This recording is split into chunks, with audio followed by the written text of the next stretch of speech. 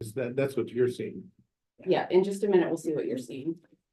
She's making the meeting live. Lights, camera, action, take two, And then we'll need to. vote We're on. December 12th. Let's call the meeting to order. This is, It's the 13th. It's the 13th.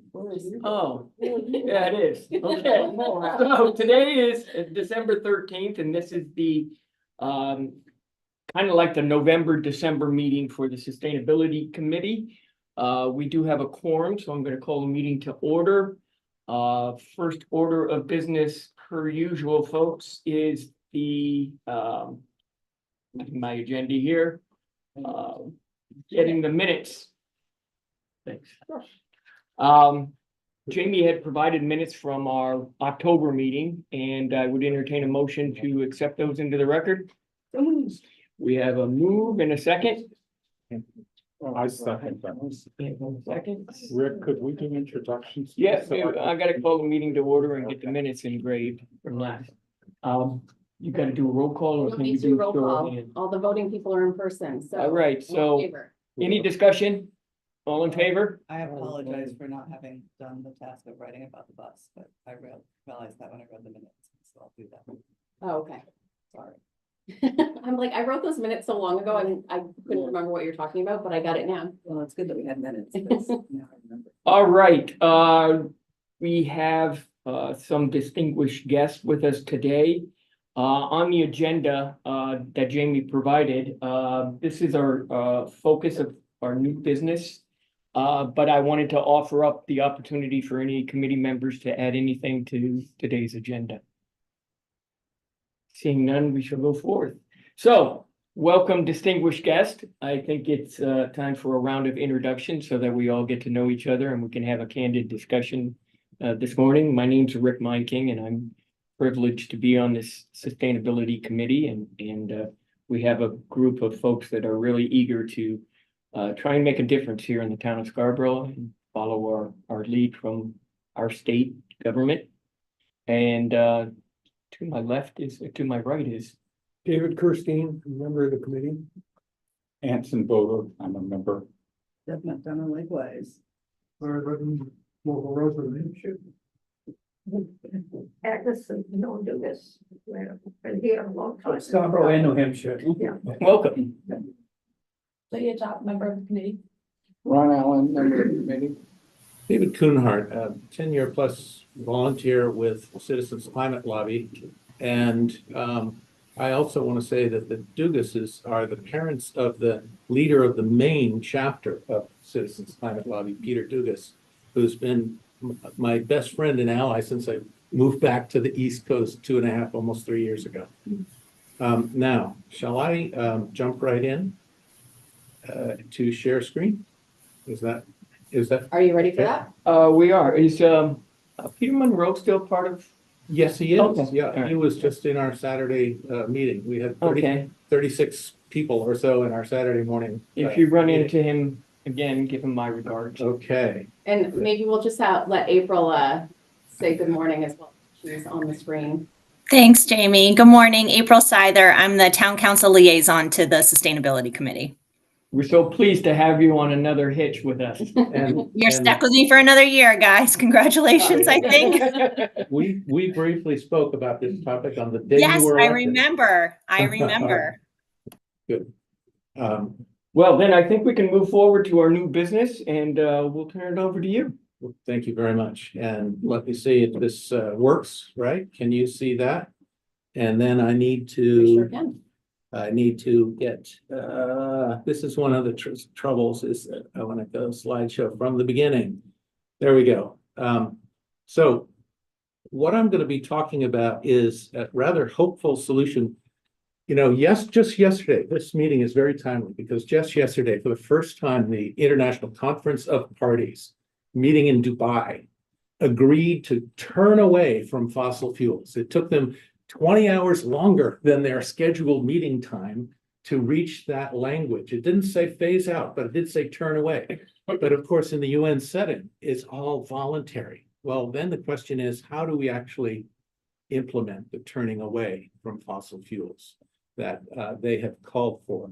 Well, what I'm going to ask for you to do today is to agree to this resolution and hand it to the Scarborough Town Council, and to have the town council sign this and send it to our members of Congress and anybody else that they feel would like to receive it in Washington, so that Congress will take action on a national policy of carbon cashback for what we in Maine, we call it carbon cashback for me or Maine. So it's a carbon fee and dividend. That's what it's usually called. And so we're not asking for the town to spend any new money, undertake any new program, simply to encourage our representatives in Congress to take this action, because the scale of the action must be national and international. You guys are doing all sorts of wonderful things here, but this is the plain fact. This year has been the hottest year that humans have ever recorded. This is all of the different years of temperature, and the bright red line is 2023. And guess what? The UN folks said we shouldn't go, this is in 2015, they said we should not go above 1.5 degrees C above the baseline pre-industrial level. But on November 18th of this year, we went to 2 degrees C above. That was an instantaneous reading, and it's bouncing up and down, but we are well above any sort of mean or average. Even more concerning from my perspective, where is all that extra heat in the atmosphere going? It's going into the ocean. And the University of Maine tracks this on a daily and weekly basis. The gold line up there is last year average temperatures of the ocean around the globe from dozens and dozens and dozens of different measuring points. The dark line is this year. And you can see it is just way above average on the chart. And the University of Maine and others are tracking this very carefully, but this is going right through last week.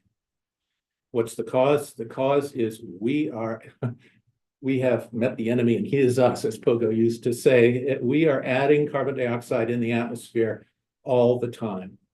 And we're now above 420 parts per million on average. Remember scientist Jim Henson went in front of Congress in 1988 and said, this is a big problem, we got to take care of it. And they said, well, tell us, at what point does it become really serious? And he said, well, 350. An organization was created in that name. Well, 350 is well below where we are today. And today we are in fact 50% higher than pre-industrial levels. It's the highest that the Earth has seen in 3 million years.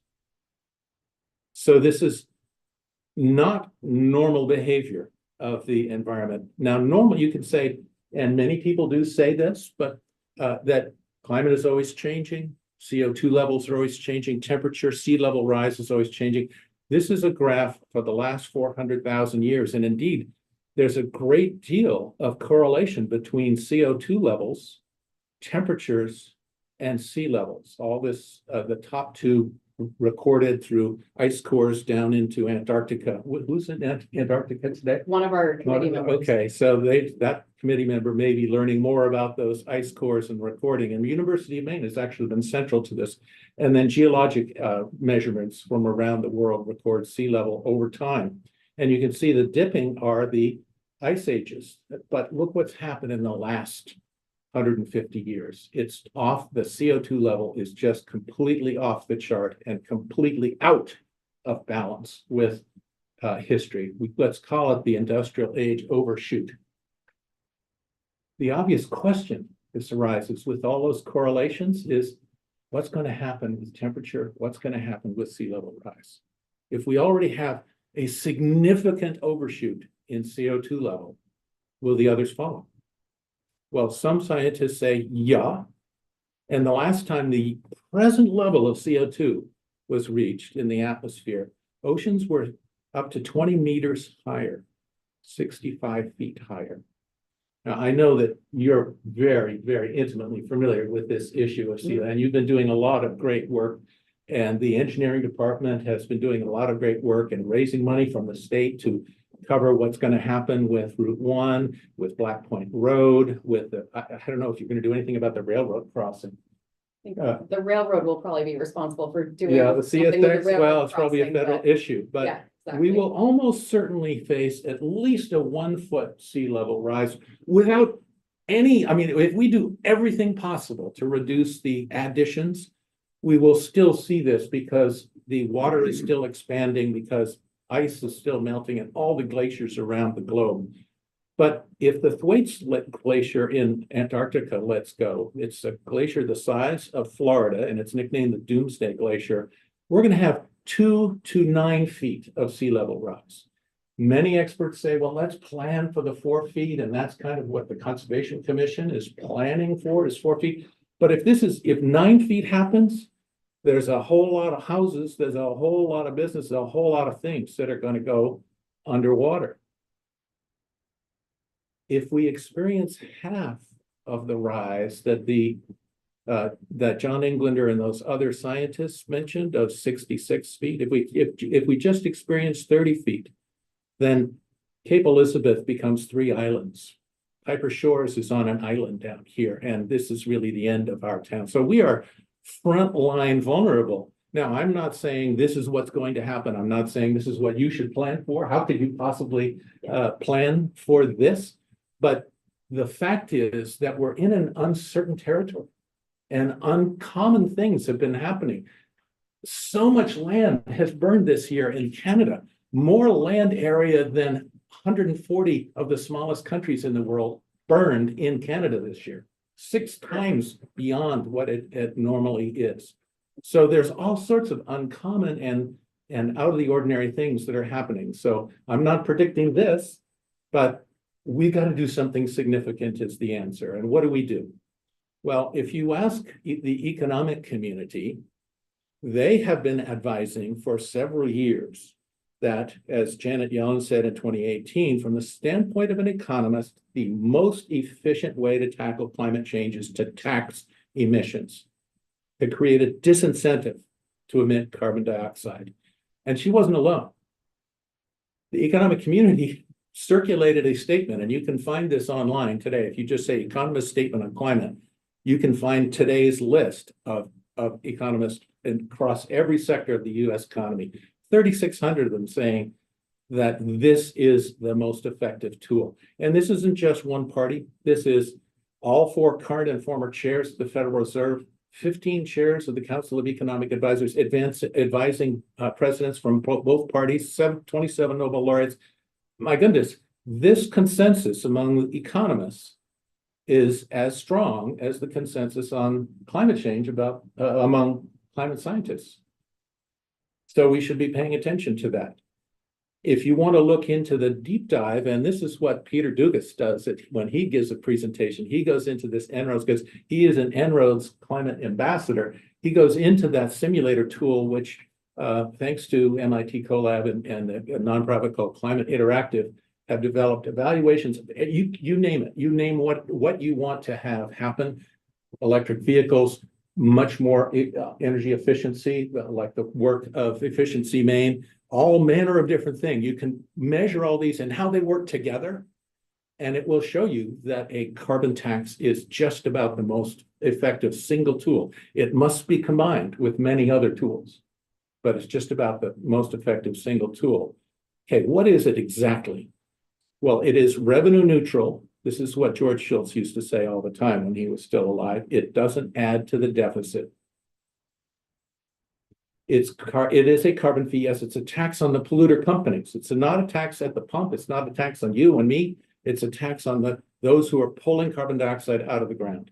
And cashback or dividend, it sends all of that money out equally to everybody with a Social Security number across the United States. With a border tax, border carbon adjustment. What's a border carbon adjustment? Well, it's a tariff that says any country that's importing carbon intensive products, tires, oil, you name it, into the US should either have their own carbon tax or they'll pay us at the border for importing it and selling it into the United States. Well, if you were Brazil or somebody or Colombia, or Venezuela, somebody who's selling a carbon intensive product into the United States, would you rather tax it yourself or let the US tax it at the border? This is what will make this a global policy. But, we're not alone. And there already are 40 countries around the world who are taxing carbon in one fashion or another. Sweden, for example, has the highest price and their economy has been growing great. Canada just expanded from one province to every province having this policy in place. In the prior Congress, you may be thinking, okay, well, why aren't we doing this? And where's our Congress?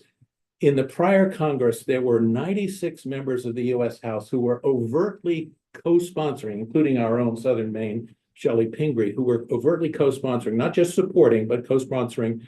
There were a lot more supporters who were not coming out and saying, I'm a co-sponsor. And there were 49 senators. So the one short of getting this into the Inflation Reduction Act, the biggest climate bill that we have ever passed. Who else? Well, Citizens Climate Lobby. And that's who I am representing today. Who the heck is Citizens Climate Lobby? It's a grassroots citizen organization that is devoted to training individuals to become activists.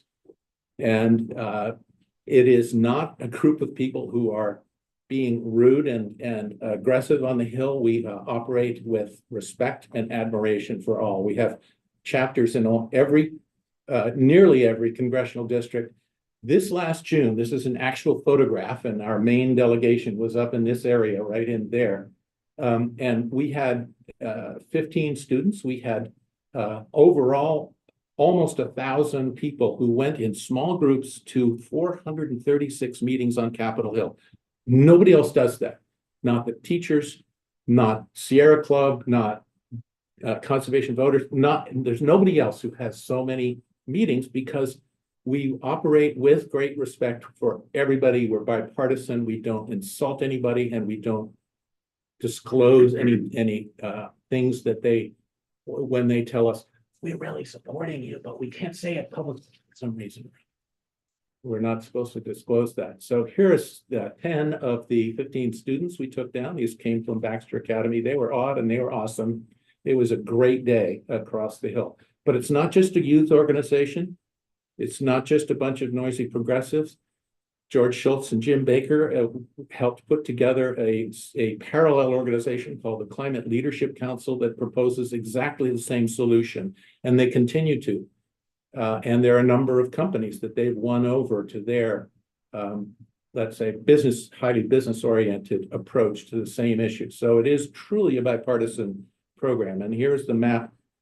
In fact, every developed country in the world has some kind of carbon tax, except for two, the US and Russia. Do we want to remain in that company? In Great Britain, in 2013, they put into place a carbon tax with a steadily rising carbon tax. And look what happened in the following 6 years. Emissions fell 61%, and the dark brown columns are coal.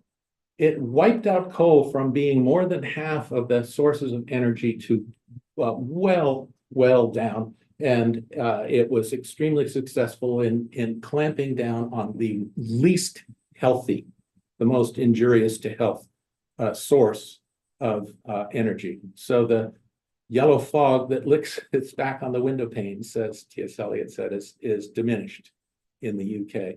So in the US, where are we? We have actually been dialing down on the amount of carbon emissions from in the US because of all the different things that we are doing. And unfortunately, when you have a downturn in the economy, thanks to COVID, that was a very successful downturn in our emissions, but we rebounded after that. We're right there now.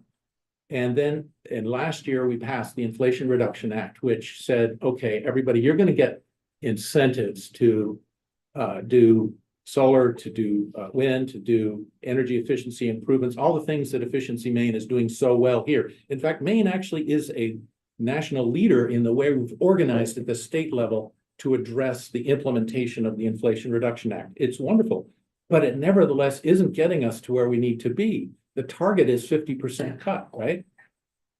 If we put in place effective clean energy permitting reform, and Citizens Climate Lobby is advocating this very avidly this year, we'll get down to 40% below, still not at the target.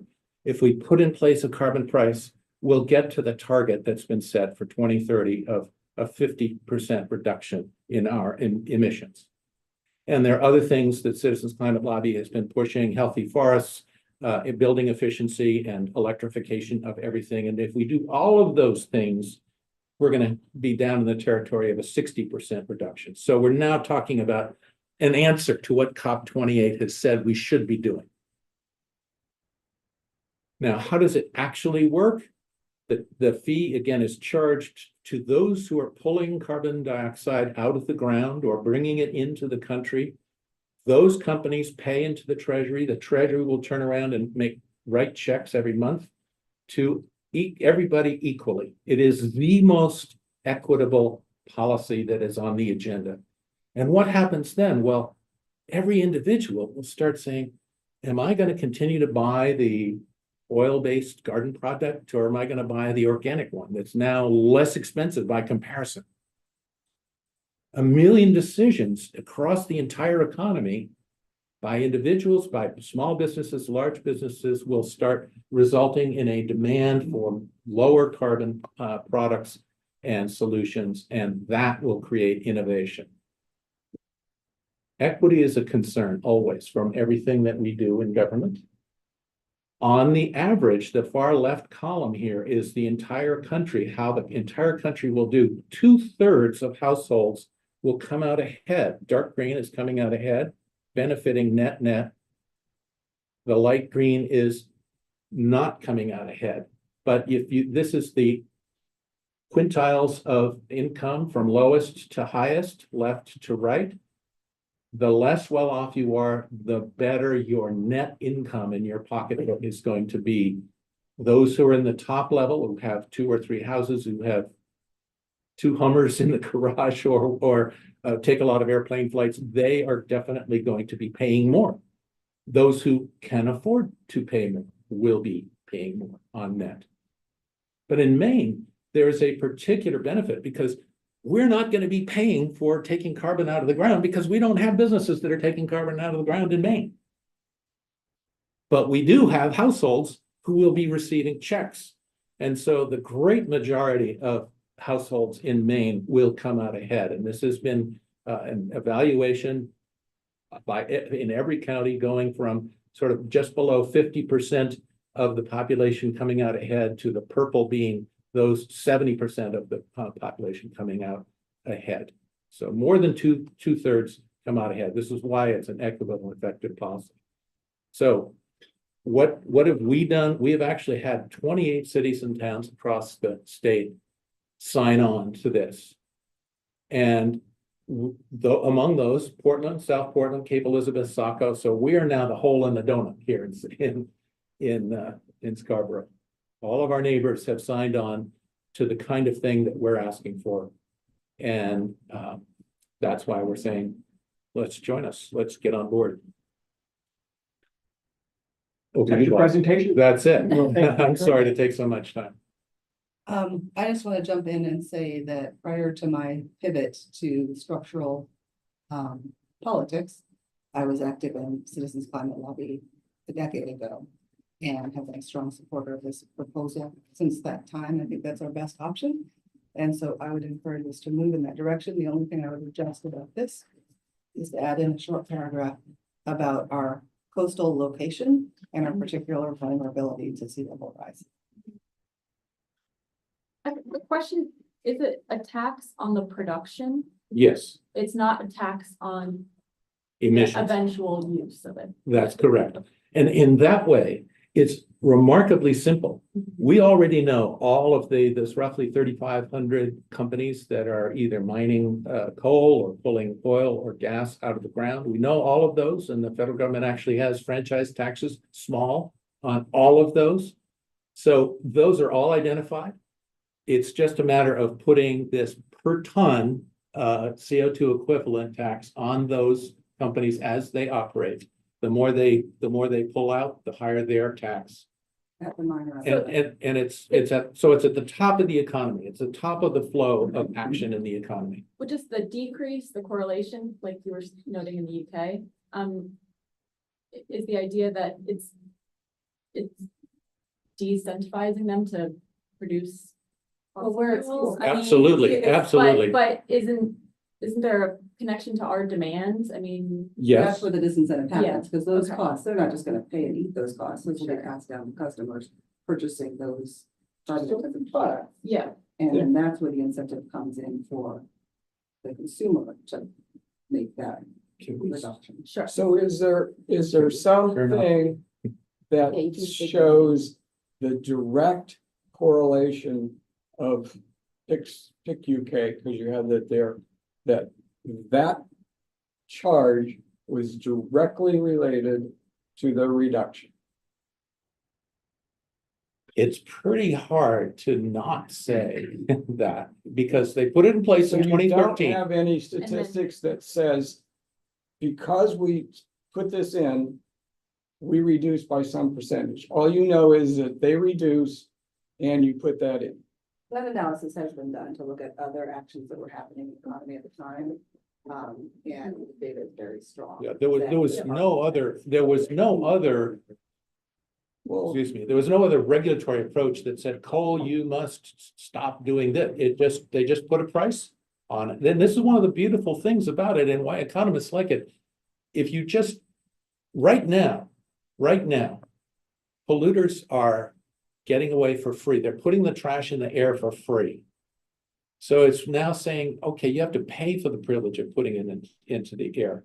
And as soon as that happened, companies are very sensitive to price, and they clamp down on what they're doing. And in fact, there are a number of other pollutants that coal, for example, creates. And so there was great benefit to the health of those who live near in the UK. but if, I'm still baffled at if you're gonna increase the price and then give this person over here money so that they can buy that increase in price, what's the incentive?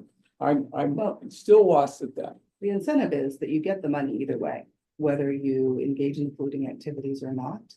And so by adjusting your behavior, you can save So, on the energy costs. and But when still get you, incentives. when you don't use it, then the amount of money you get goes down No. because there's less being produced, which is great, Well, yeah, but. Oh, in the but your long money run, goes down. if this is a winning policy, in the long run, the amount that goes out in dividends will start to decrease. That is true. Won't that be a wonderful thing? But that's- Well, Overall. yes, it is a wonderful thing, but if the government was to say you're not allowed to do that, then that would go down also. Simple as that. And not have to have the bureaucracy of creating checks and sending them out and doing all that other stuff, correct? Well, who would be the one deciding that certain people have to? I'm not sure quite what it is that you're suggesting as an alternative to putting a price, but it sounds as though it's regulation. And one of the things that the Climate Leadership Council, that Republican-led group, started was that they want less regulation. So they're saying you put a price on the problem at the source, and then all manner of people using freedom of choice, which we should all celebrate, will make the decisions that will result in less and less carbon dioxide being put into the atmosphere, because people are pretty smart. I mean, look what happened when we started taxing cigarettes. The use of cigarettes went way, way down. It's called a Pigouvian tax, and this has been kind of proven out in a number of different ways and places. It helped us with acid rain regulation 30 years ago, 40 years ago. Rick? Other than sending checks to all the individuals, how is this different than the Regional Greenhouse Gas Initiative? Very good. Regional Greenhouse Gas Initiative is a cap and trade program. And cap and trade, when many people have said, including Al Gore, the leader of the Climate Reality Project, where I have also been trained, have been saying, let's put in place a carbon price. And many people meant by that, let's put in cap and trade. And Reggie, in the Northeast, is an example. California has its own in one state. of a cap and trade program. And the theory there is you tell the producers that there's a cap and that it's going to gradually go down over time. And in order to be able to continue to pollute, you have to buy the right to pollute. And that money is going to go into an auction that gets distributed. And in California, it's distributed in this in your utility bill, and it's a little line in the utility bill that nobody really can account for or understand. In Reggie, the failure has been that the price has been relatively low, that the cap has been soft. There are lots of allowances that are given for different companies and different processes. It is a much more complicated way of doing the same thing. And it does involve, it requires Wall Street to get involved with the trading, setting up the auctions and the markets and so forth. And some in Wall Street love it. They say, oh yeah, let's price carbon, let's have a cap and trade program. One of the great things about the carbon fee and dividend is there's one tax at the top of the economy, and it doesn't take a great amount of effort. It's estimated to be 1.5% to 2.5% of the total amount that you collect that would be required to write checks or send deposits to people's banks. And Social Security already does that quite effectively.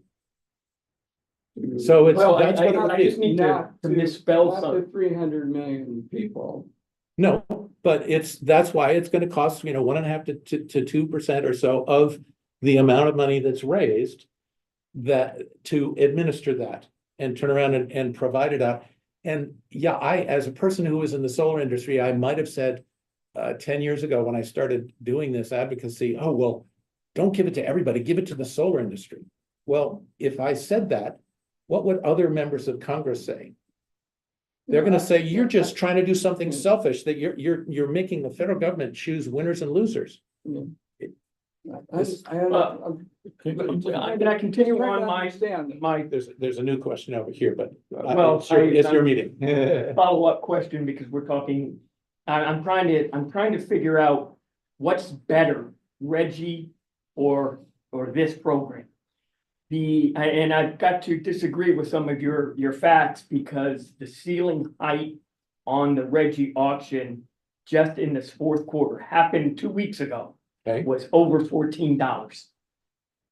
Maine netted $11 million off of the fourth quarter auction. Cool. The state of Maine gets approximately, I gotta get my glasses on here, approximately 41 to $44 million. And if we were to reinvest that for every individual, sent them a check, it would be $37. The concept of Reggie is to take this pool of money and do something in massive scale versus reimbursement or dividend checks to individuals. Yeah. So $37 per individual given away goes into the economy. But if you do programs and opportunities where you can invest it in cost-effective solutions, you gain more than, you spend $1, you get $2-3 in benefit.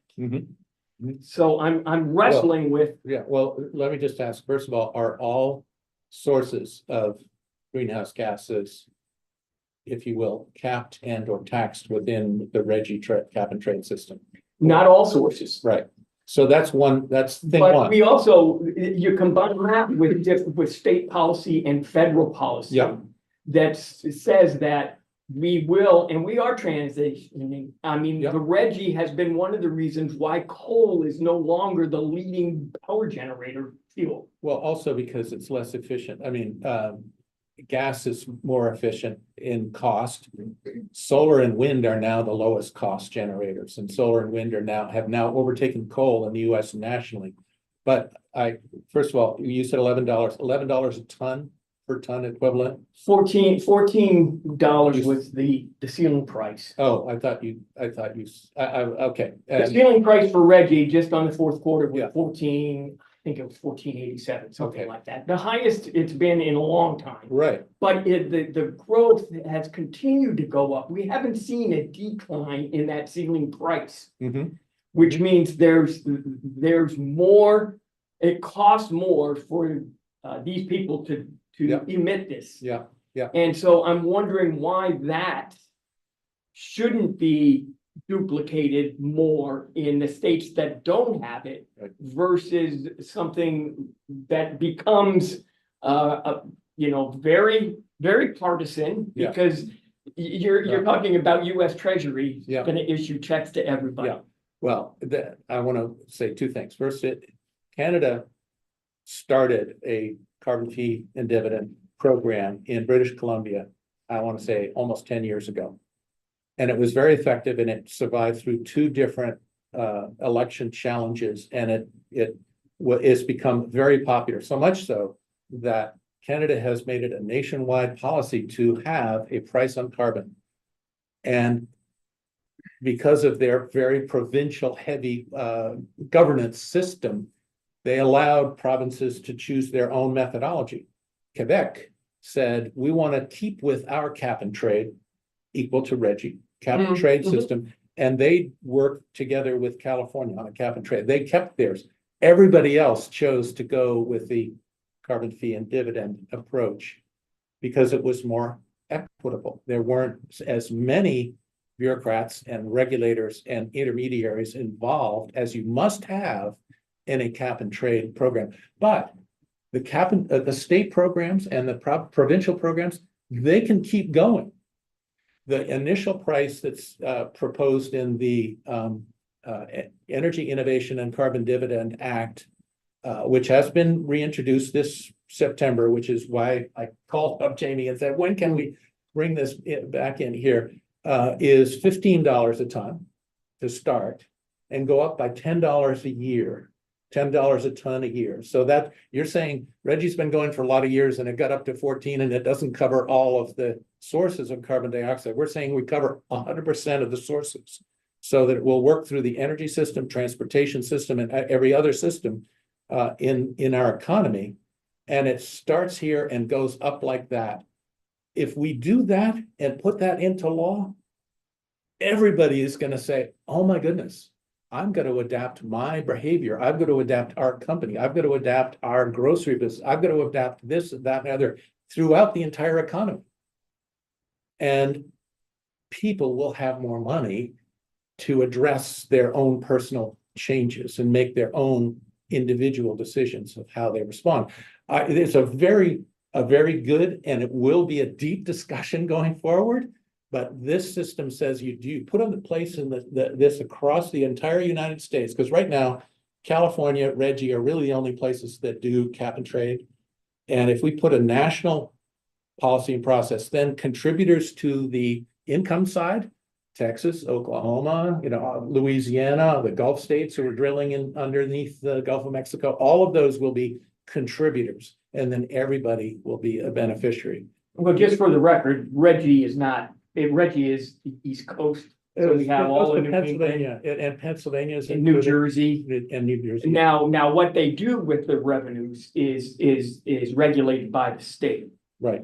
And in some cases, some states may put it toward the general fund. Others, like Maine and Vermont, New York, they put it to reducing what needs to be generated. So you're Right. taking stuff off the grid. Right. Or you develop policies that begin to transition our grid into the clean, using the solar and the wind. Why hasn't New Hampshire performed? You keep wanting to ask a question. Yeah, I understand your viewpoint because you're attempting to alter people's behavior by influencing the price mechanism here. Yes. Via tax. People's in What- business. Yeah, what is your orientation to nuclear energy?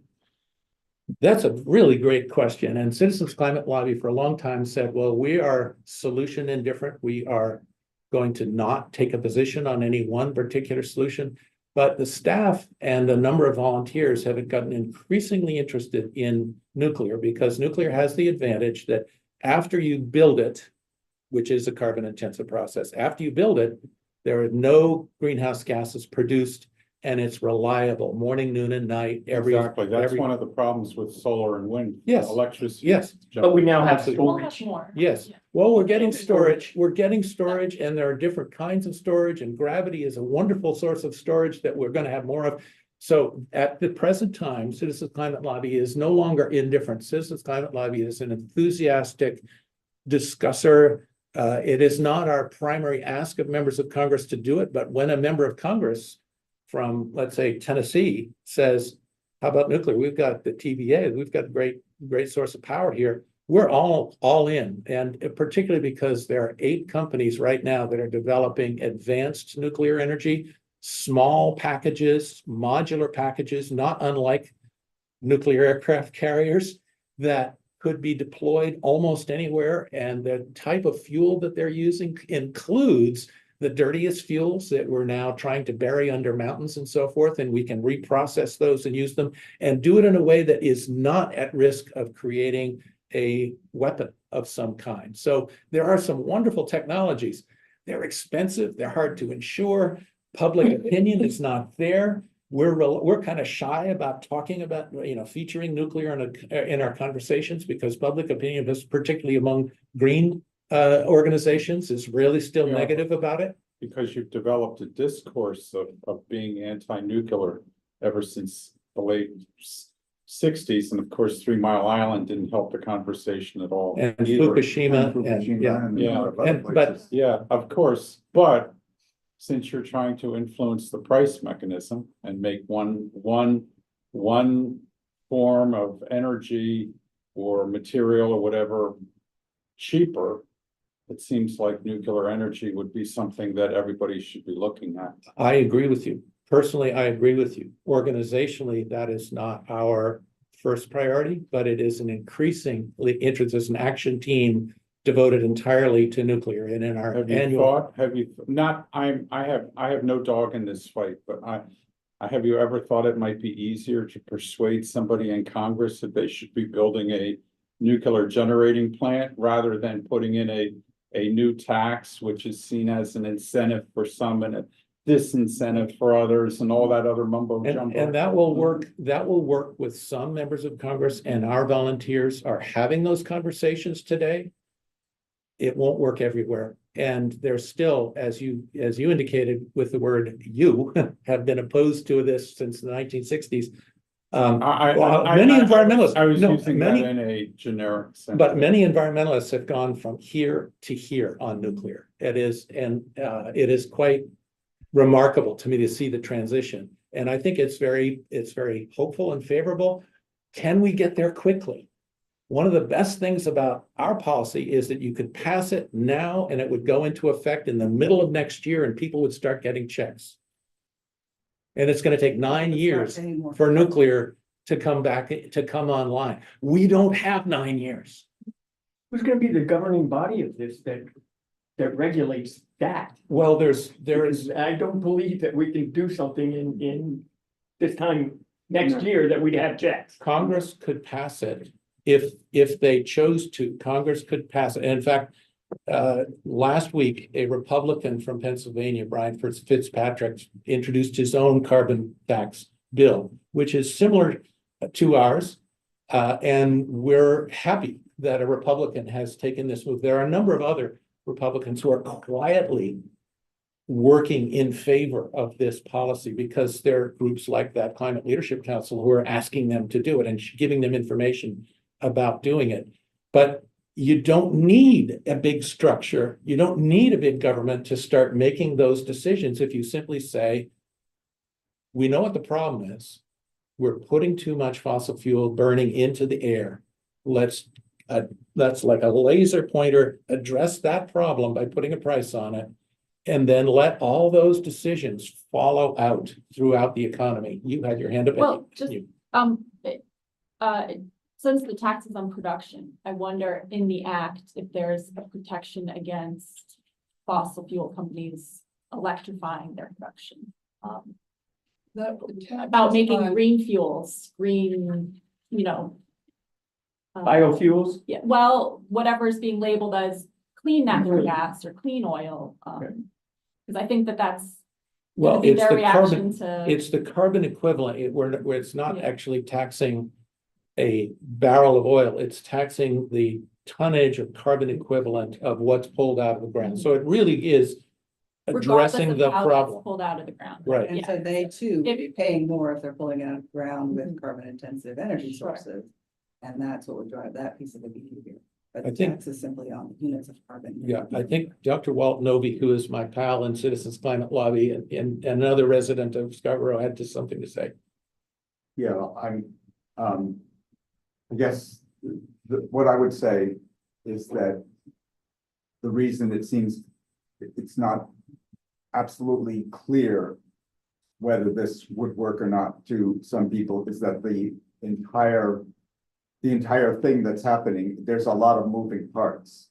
I mean, we see global warming rapidly accelerating. We see energy innovation rapidly accelerating too. I think that if you would boil it down to something simple, it would be that carbon fee and dividend is a way of, I can't think of any other, it's a little vulgar, but it's a way of goosing this process. It's a way of accelerating the transition to renewable energy. And yes, it's happening all the time as we speak. I don't know if you all saw 60 Minutes just 3 days ago. They said Texas is now the largest producer of wind energy in the country. Yeah. They also produce still a whole boatload of fossil fuel energy. But one of the Texas oil men, whose name, if you follow this at all, T. Boone Pickens, Oh, yeah. the guy who just built, wind farms all over the place. So things are happening that it's sort of like the global warming is accelerating like this, and our transition is accelerating, but at a slower rate. And I think my understanding of CF&D is that the whole idea is to, we don't have a lot of time left. I mean, if you follow I mean, we all know that I was just saying to my wife this morning, it seems like it's about every week we have another $1 billion disaster somewhere in the world. A fire, a flood, a hurricane, and whatever. And one of the tough parts is that we sit here in relatively untouched Maine, even though the ocean is warming faster than any place. But, none of our homes, unless we had an individual disaster, were flooded this morning. It's just, I think that it's something that's happening all around the world, and we, partly because our population all over the world is so big, we have 8 billion people, and they all need energy to live. So there's this tremendous demand for energy while we're sort of watching this tsunami of climate change coming at us, and people are trying to transition. But the way I see CF&D, it's just a way to accelerate the transition. Can I tell a little anecdote that about 3 or 4 years ago, I think it was about 4 years ago, I was at the National Conference of Citizens Climate Lobby in Washington in June. And there was a panel, just as there is a focus group on nuclear, there is a focus group on oil and gas industry within the volunteers of Citizens Climate Lobby. And there was a panel that included representatives of ExxonMobil and Chevron and Shell and some other actors and people in the investment industry up there talking about why they are in favor of having a US tax on carbon, partly because there are 40 other countries that are taxing it this way and that way and at this level and this level, and Sweden is here and UK is here and China is here. Let's have if the biggest economy in the world starts doing it consistently and with a modest starting price, slightly higher than Reggie, and going up like that, so we'll definitely be Who the set that price? the law right now, the law says starts at $15 a ton, goes up by $10 a ton every year, unless there's remarkable failure, in which case it will go up $15 per year, or a remarkable success, in which case it could be backed off. So it's embedded in the law, and it would be I suppose the Treasury Department would do it. But I asked this panel, okay, at what price on that scale, at what price would you start to develop alternative fuels? And let's say put algae into airplane fuel. And one of the representatives of a big oil company said, look, you got this wrong, kid, to me. You got this wrong. If the government does its job and sets a price, all of us up here are going to compete to be the first ones to go into that solution that we think is more effective and is more clean and more efficient. We're not going to wait if the law is put in place. My whole perspective of how, let's say, big oil is going to respond to this changed in that moment. Well, I think, and you believe him? Yes, I think that's, somewhat of where we've seen what the Reggie has done. yeah, yes. And it's been successful and the data's out there. I do want to give April, who is our liaison to the council, an opportunity because, she might provide us insight on, going through this resolution process. How does that shape out in your eyes, April? I think as far as the council's concerned, this committee needs to finalize the language that you want to see the council adopt, and then it would come to the council as a final draft. And then we would take a single action item to vote to approve the resolution. Would there be any, if they're gonna approve a resolution, they're gonna wanna understand what this is. Yep. And so do you think that just giving a resolution to the council will be successful? I mean, if we're gonna go forth with a resolution from this committee, we want it to be successful. Sure. But I think there's a lot of complication or not a lot of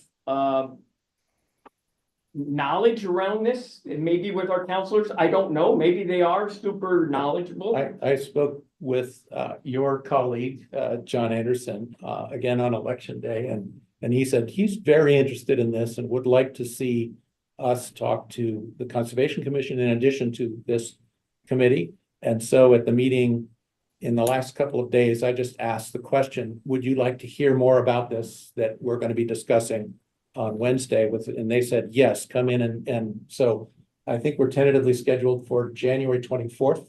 Yeah, With the well, Conservation Commission? Yes, Or with with the council? the Conservation Okay. Commission.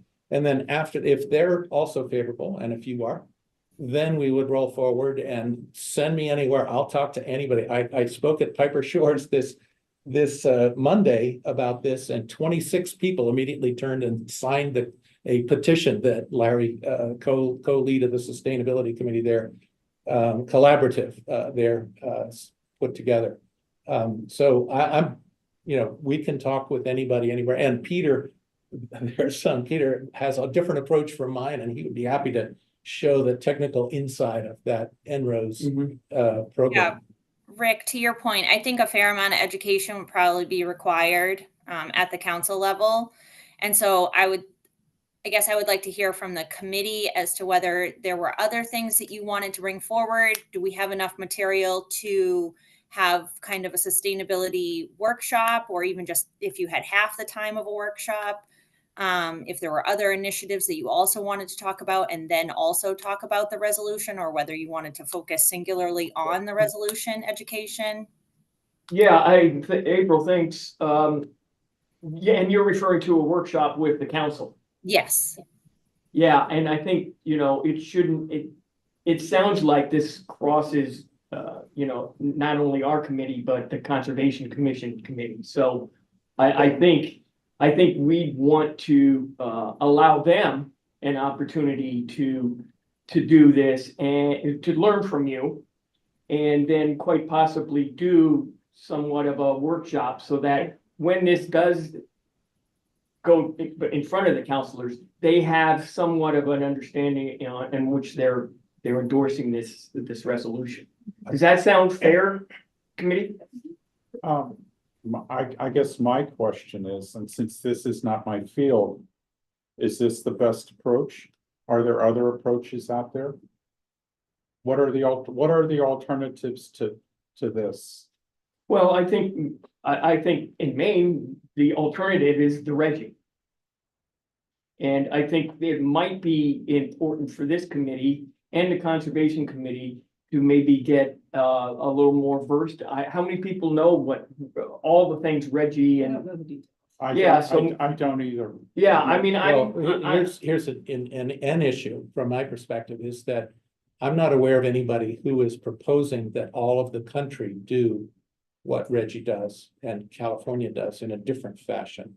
And so we're stuck with sort of the East Coast and the West Coast, and then a whole lot of carbon generators in the middle who are not in either one of those two.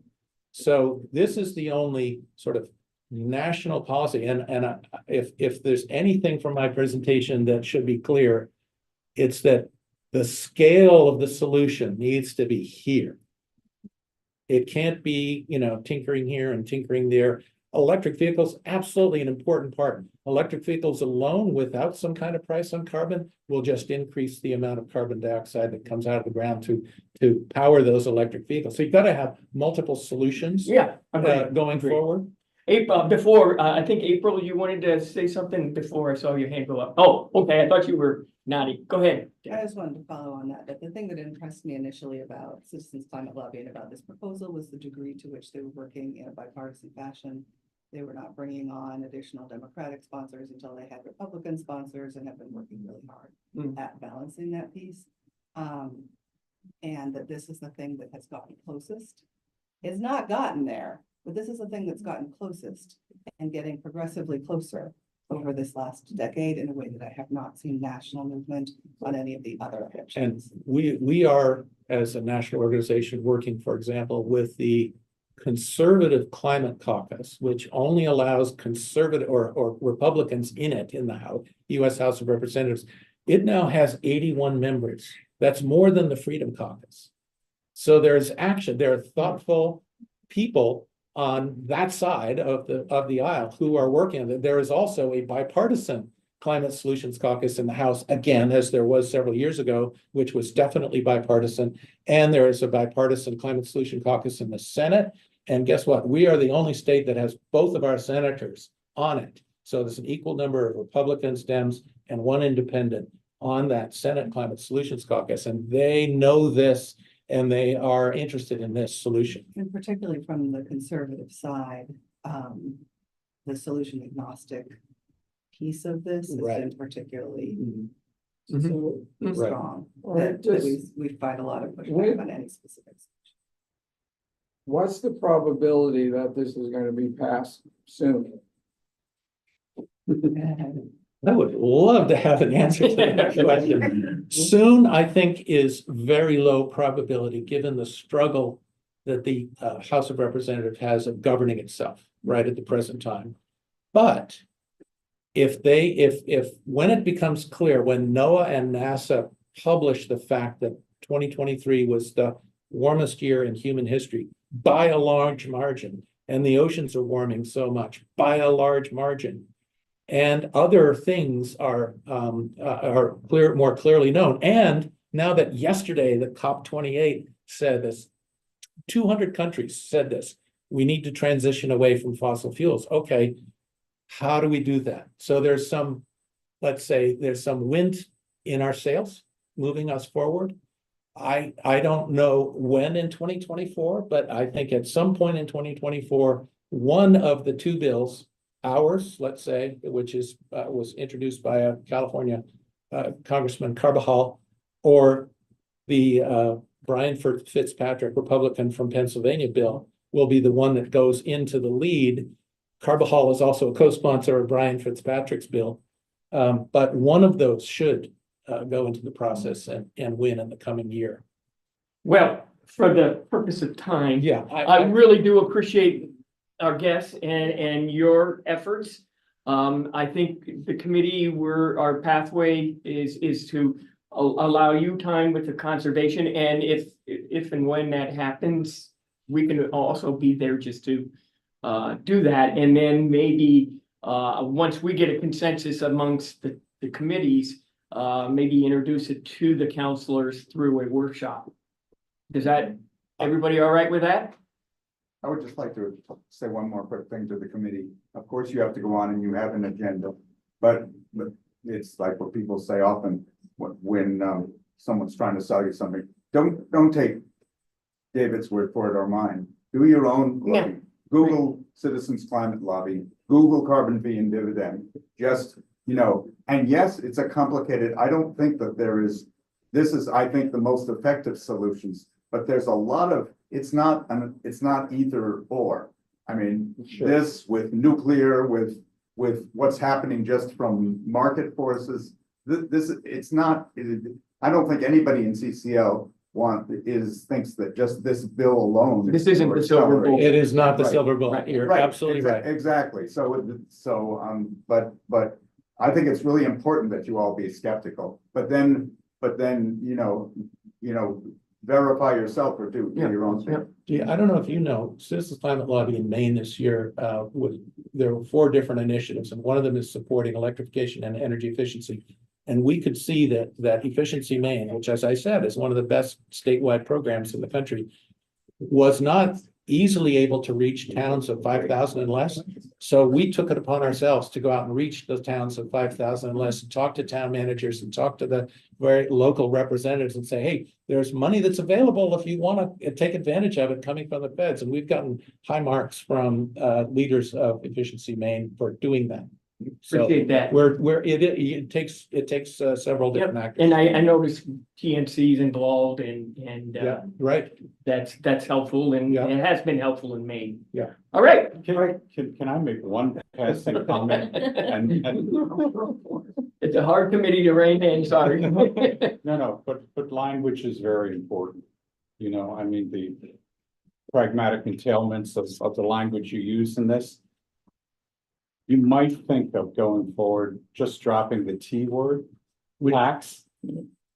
Tax has got so many negative entailments that you use the terms interchangeably, fee and dividend, and in other places you use tax. And maybe just drop the T word. For 10 years, we've been debating that in-house. And And that's why we call it carbon fee and dividend, because it's sort of a fee on the producer. And you're right, if somebody just hears carbon tax, they say, we don't need no taxes. The discourse around tax is so negative. I absolutely agree. That if you say tax, people brains shut off immediately. Yeah. Fee is different, even if you could find a different word for fee, and I'm not sure what that would be. Well, polluter pays is another way that we're talking about. Yes, I Polluter like that because we don't like polluters. All right, thanks, Anton. I think they got your point. I want to give the last word, folks, go ahead. I just want to know, is this draft resolution the same? What's the relationship between this and the other 4 regional towns that have signed it? Very, very similar. This was Same copied, language, or this was similar. copied from theirs, except I put Scarborough in there, and I very much like the idea of adding the vulnerability of Scarborough Marsh and surrounds into it. I would say, feel free to do anything with the language except what it endorses, which is the Energy Innovation Act, HR 5744. All right. Thank you very much. May I listen to the rest of what Of you're? course. Absolutely, because it's Public meeting. Thank you, Feel free to chime in also. and thank you so much for allowing. so much absolutely, time. I'm glad we had a chance to do that. Updates. Update, that's where we are. Yeah. April, we have town council update. Yeah, so council goal setting has been scheduled for January 27th, which is great because it allows this committee to meet one more time before the council does its 2024 goal setting. And so I would love for some space on the agenda for that meeting for this committee's meeting on the 24th to kind of recap what we did this year or what we would consider this committee's contributions towards council goals. And I can resend around those goals, or Jamie, if you have those. And then also kind of hear from you guys as a committee what you would like to see me bring forward for 2024 goals to that meeting. And so if we could just have that on the agenda for next time, that would be great. Even if it's just a quick discussion that will inform what I tell the council at our goal setting meeting. And then the other thing I have is Autumn approached me yesterday, Jamie, about being the council liaison to the vulnerability committee. And she mentioned that the sustainability committee does not have a representative to the vulnerability committee. And so I wasn't sure if that was a discussion that you guys wanted to have, or Jamie, if you had more insights into that, just and how this all ties together and what I can do to facilitate that too. Sure. So it's the steering committee for the vulnerability assessment that will be starting up probably in February. We have an RFQ out right now to get a consultant on board. It closes tomorrow. So if anyone from this group wants to serve on that committee and kind of weigh in on behalf of the sustainability committee and then help to bring the information back to this committee, you're welcome to.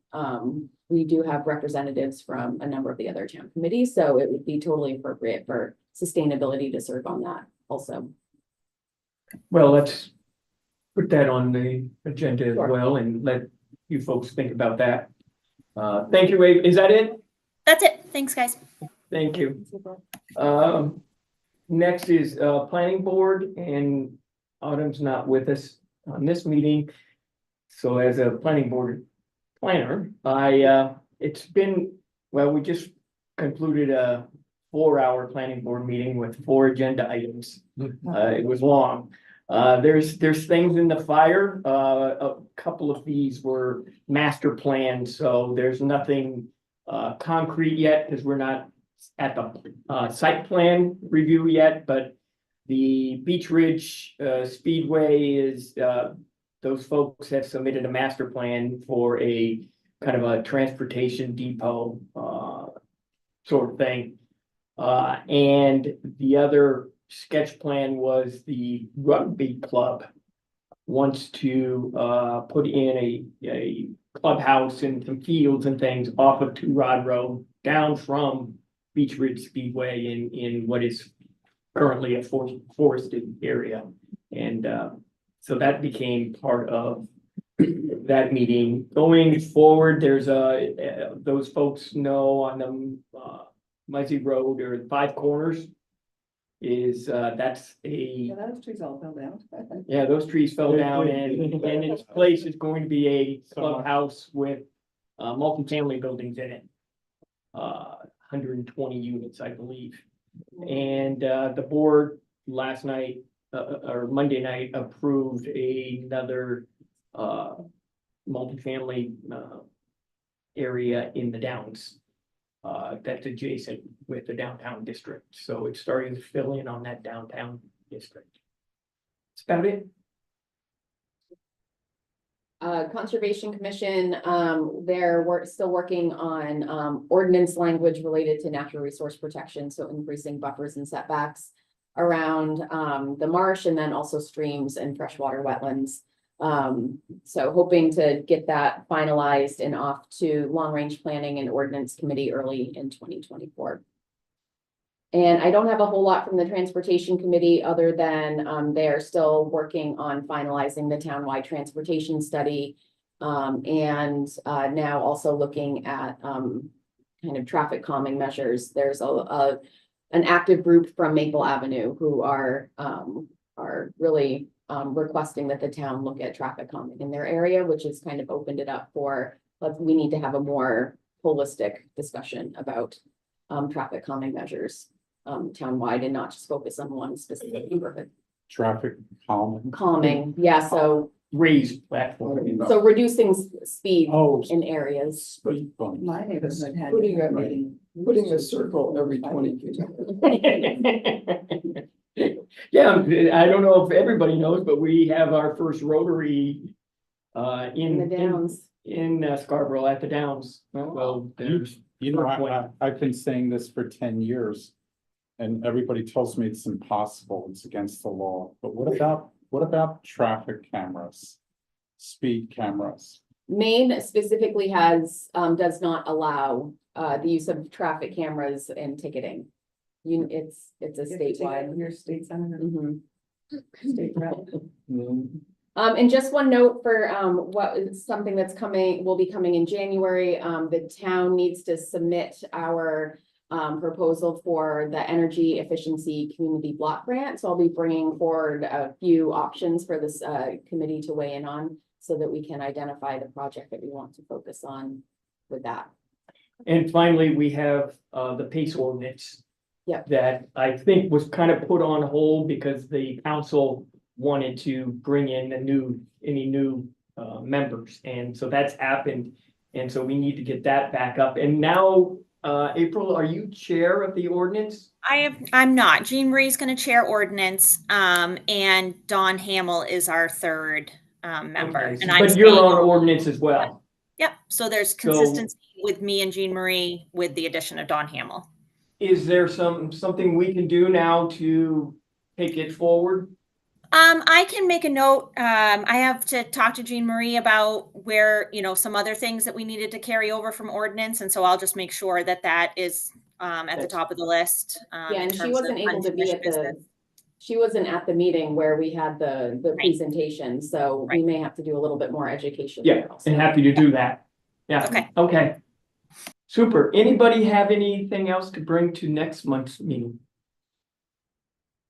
What about, I'm sorry, I'm gonna be off the wall a little bit. What about trees? The rugby thing. We've had conversations, again, going back 10 years with Jay Chase and others, we've had conversations about preserving trees. Maybe we need to have a conversation about preserving groundwater. It's, For a large scale development, don't you think from a planning perspective, we need to have sustainable sources of water rather than we just pump it out of the ground?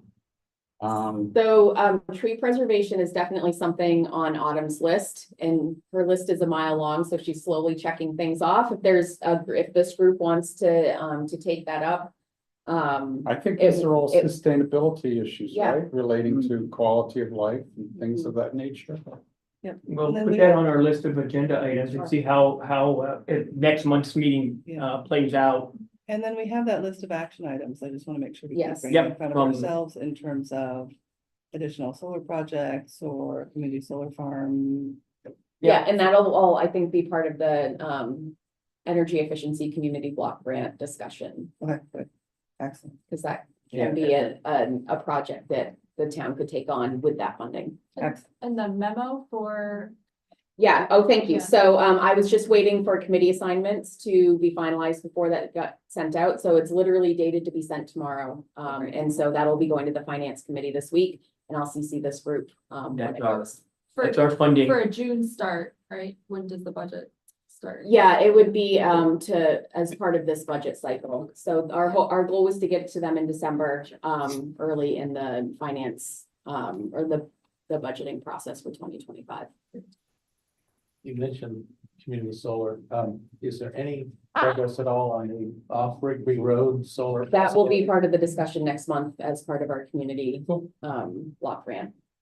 That's what I personally am hoping that the money is spent on, so that we can start looking at Yeah. a municipal solar array That would be cool. on that site. It's kind of prime for it.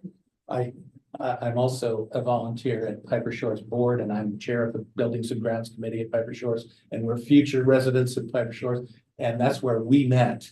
And Yeah. we've already signed on to a net energy billing solar farm slice, 11.93% of Rumford Solar Farm.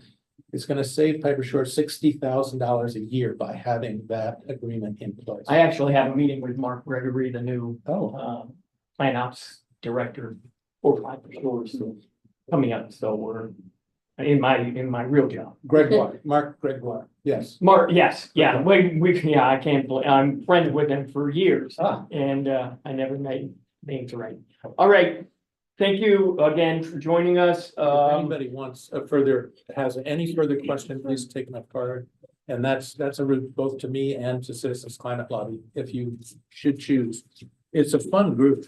It really is. All right, Just not how I'm spending my time these days. a motion to adjourn. So moved. I can't do that when I'm doing it. I think